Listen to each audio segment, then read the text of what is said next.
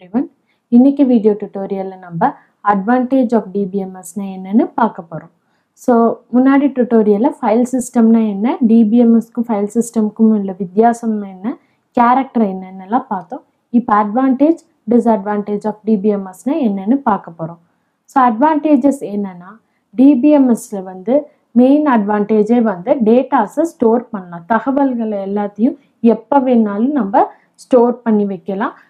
அப்புறம் எப்போ நம்மளுக்கு தேவையோ அப்போ நம்ம அந்த தகவல்களை எடுத்து யூஸ் பண்ணிக்கலாம். அது முதல் அட்வான்டேஜ்.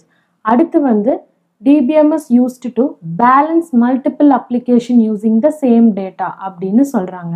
இதோட மீனிங் என்னன்னா, இப்போ ஒரு அப்ளிகேஷன் இருக்குன்னா அதுக்கு சில தகவல்கள் தேவைப்படும்.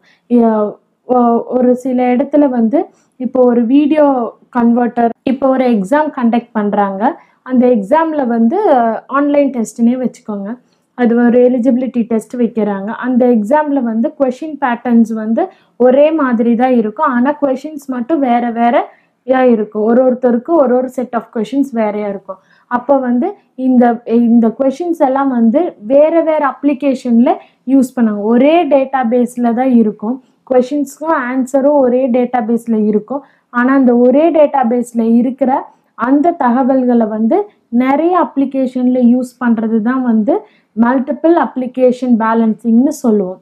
இன்னொன்று uniform administration procedure for data. அப்படின்னா என்னென்னா, யூனிஃபார்ம்னா சீரானது. ஸோ சீராக ஒரு டேட்டாவை மெயின்டைன் பண்ணுறது, ஒரே சீராக ஒரே ப்ரொசீஜர் வச்சு அப்பப்போ நம்ம மெயின்டைன் பண்ணுறத மாற்றிக்காத எப்பவுமே ஒரே மாதிரியான டேட்டா ப்ரொசீஜரை ஃபாலோ பண்ணுறது தான் யூனிஃபார்ம் அட்மினிஸ்ட்ரேஷன்னு சொல்லுவாங்க. அடுத்தது இன்னொன்று என்னன்னா, application programmer never expose to detail of data representation and storage. So முன்னாடியே நான் சொன்ன மாதிரி தான், டேட்டா எப்படி இருக்குது எங்கே இருக்குன்ற டீட்டெயில் எல்லாம் ப்ரோக்ராமர் டேட்டா பேஸில் கொடுக்க மாட்டாங்க. இன்னொன்று என்னன்னா, அப்ளிகேஷனோட டீட்டெயில்ஸ் எதுவுமே இதில் இருக்காது. வெறும் டேட்டா பற்றின டீட்டெயில் தான் இருக்கும். இன்னொன்று நம்ம டேட்டாவை எப்படி ஸ்டோர் பண்ணணுமோ அதை விட ஈஸியாக ரிட்ரீவ் பண்ணுறதுக்கான ஃபங்க்ஷன்ஸ் டேட்டா பேஸில் நிறைய இருக்குது. அப்புறம் offers data integrity and security அப்படின்னு சொல்லுவோம். ஸோ இதில் நம்ம டேட்டாவை எவ்வளோ செக்யூர்டாக, கரெக்டான டேட்டாவை எப்படி ரொம்ப செக்யூர்டாக வச்சுக்கிறதுன்றதையும் நம்ம டிபிஎம்எஸோட மெயின் அட்வான்டேஜ். ஸோ அடுத்த அட்வான்டேஜ் இங்கே ஒரு டேட்டாவை ஒருத்தர் தான் யூஸ் பண்ணுற மாதிரி கூட நம்ம ஆக்சசிபிலிட்டியை செட் பண்ணிக்கலாம்.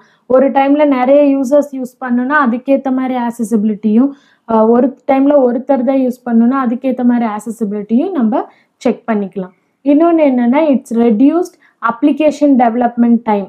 ஒரு அப்ளிகேஷன் டெவலப் பண்ணணுன்னா அதுக்கு டேட்டாவை கலெக்ட் பண்ணி ஸ்டோர் பண்ணி அதில் நிறைய ஃபங்க்ஷனாலிட்டி எழுதுறத இந்த டேட்டாபேஸ் மேனேஜ்மெண்ட் சிஸ்டம் ரெடியூஸ் பண்ணிடுது. ஸோ டைம் கன்சம்ஷன்னு கூட சொல்லலாம்.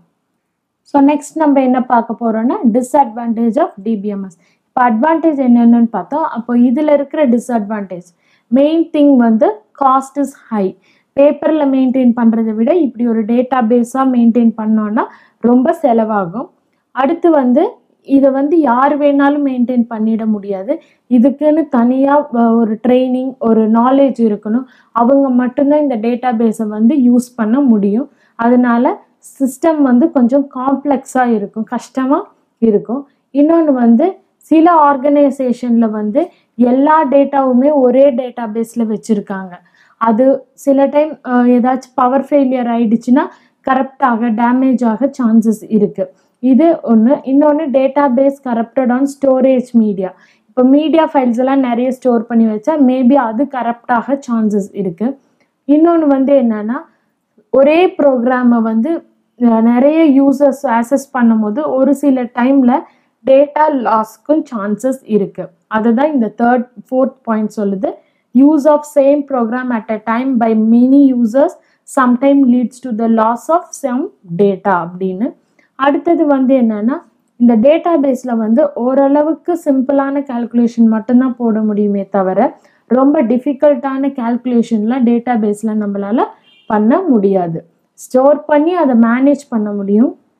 அதிலிருந்து எடுக்கிற டேட்டாவை வச்சு ரொம்ப டிஃபிகல்ட்டான ஆப்ரேஷன்ஸ், கால்குலேஷன்ஸ், மேத்தமெட்டிக்கல் கால்குலேஷன்ஸ் எல்லாம் நம்மளால பண்ண முடியாது. ஸோ இதெல்லாம் தான் டிஸ்அட்வான்டேஜ் ஆஃப் டிபிஎம்எஸ்.